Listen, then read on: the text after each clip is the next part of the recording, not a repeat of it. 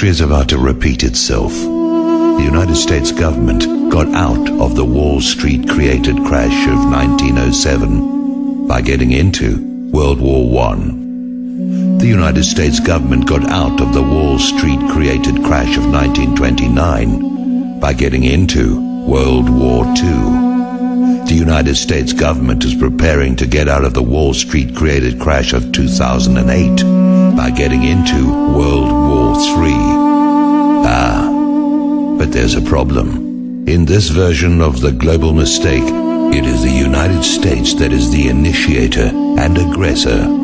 Germany was smart enough to refuse the role this time around. And since the end of the 19th century, every major war has been lost by the nation that started it. In the previous 2 world wars, the United States was a manufacturing titan. That is no longer true.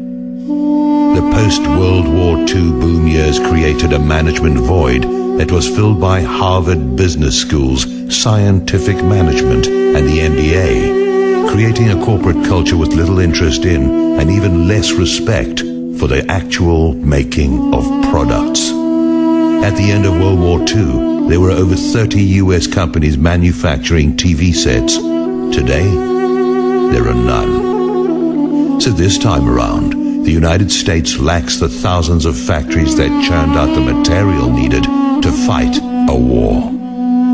Those few products we still make are low in quality and durability.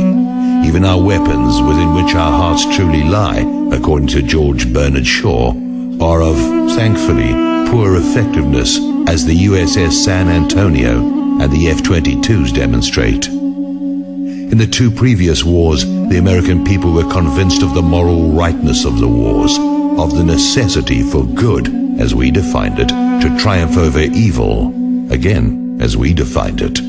But that is not true today. Americans know that the US government is engaged in an invasion for economic reasons against innocent nations on the basis of lies, such as that about Saddam's non-existent nuclear weapons.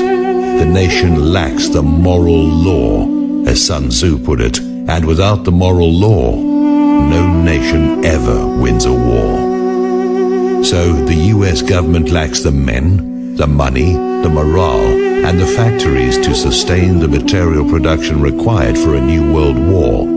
And somewhere on the road to defeat, when the US government is finally confronted with the inescapable reality that they cannot win a conventional war, the president will pull that plastic card from his wallet and read off the code numbers. And once more, the United States will be the only nation in history to actually use nuclear weapons of mass destruction on the civilians of another country. Murdering a few billion people to clean up your credit score strikes me as rather extreme. But that seems to be where the government is going.